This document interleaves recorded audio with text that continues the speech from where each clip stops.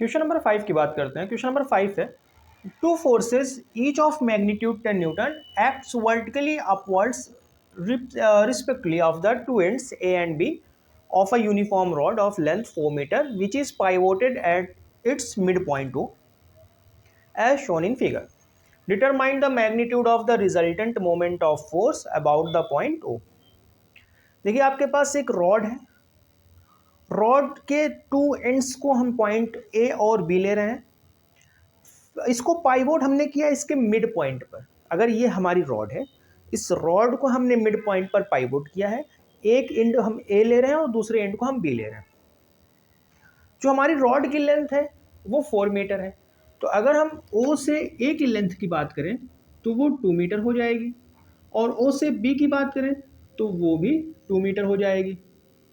ठीक है, हमें डिटरमाइन करना है the magnitude of the resultant moment of force about the pivot O. जहां पर हमने फिक्स किया है ओ पर, उस पॉइंट से हमें मोमेंट ऑफ फोर्स फाइंड करना है, resultant moment of force find करना है।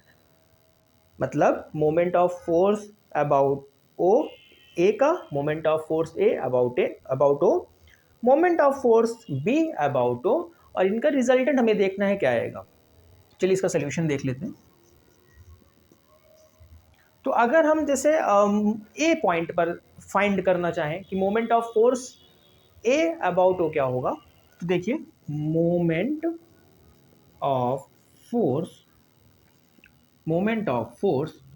ऑफ ए अबाउट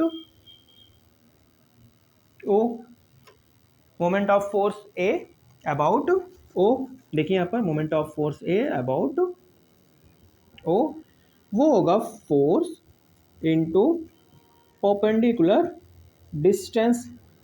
तो पॉइंट ए पर जो फोर्स अप्लाई हो रहा है वो 10 न्यूटन का फोर्स अप्लाई हो रहा है, तो 10 न्यूटन का फोर्स यहाँ पर अप्लाई हो रहा है। और जो परपेंडिकुलर डिस्टेंस है अबाउट ओ वो 2 मीटर है, क्योंकि अपनी जो रॉड थी वो 4 मीटर की थी, और मिड पॉइंट पर ये ओ हम कंसीडर कर रहे हैं, तो ओ से ए की जो डिस्टेंस होगी वो 2 मीटर होगी।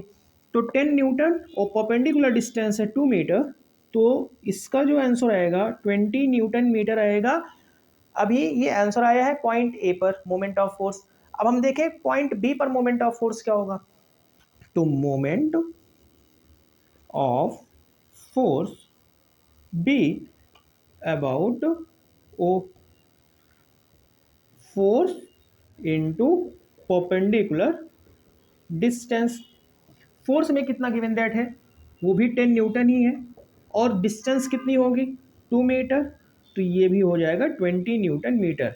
अब आप एक चीज़ का ध्यान दें यहाँ पर कि अगर आप एक वॉच लेते हो तो वॉच के डायरेक्शन में जब हम चलते हैं तो क्लॉकवाइज, और वॉच के जब हम अपोजिट डायरेक्शन में चलते हैं तो एंटी क्लॉकवाइज। अब आप एक चीज़ यहाँ ध्यान दीजिए, अगर आपने एक रॉड को कंसीडर किया है और रॉड को अगर आप ऊपर की तरफ फोर्स लगाकर आप इस तरीके से मोमेंट करते हो, तो ये मोमेंट आपको कैसा दिख रहा है? क्या ये मोमेंट आपको क्लॉकवाइज दिख रहा है? भाई इसको अगर हम ऊपर की तरफ फोर्स लगाएं तो ये मोमेंट हमें कैसा दिख रहा है? क्लॉकवाइज। और इसी रॉड पर अगर हम नीचे की तरफ फोर्स लगाएं तो इसका भी मोमेंट हमें कैसा दिख रहा है? इसका भी मोमेंट हमें क्लॉकवाइज ही दिख रहा है। मतलब ये जो हमने मोमेंट ऑफ फोर्स ए पर फाइंड किया है वो क्लॉकवाइज डायरेक्शन में था, साथ ही साथ हमने जो मोमेंट ऑफ फोर्स बी पर फाइंड किया है वो भी क्लॉकवाइज डायरेक्शन में था। तो हमें पता है कि अगर मोमेंट ऑफ फोर्स की डायरेक्शन सेम होती है तो resultant moment of force find करते समय हम मोमेंट ऑफ फोर्स का सम करते हैं। तो हमें क्वेश्चन में यही निकालना भी था, यही फाइंड करना था कि रिजल्टेंट मैग्नीट्यूड क्या होगा मोमेंट ऑफ फोर्स का। तो चलिए फाइंड कर लेते हैं magnitude of the resultant moment of force.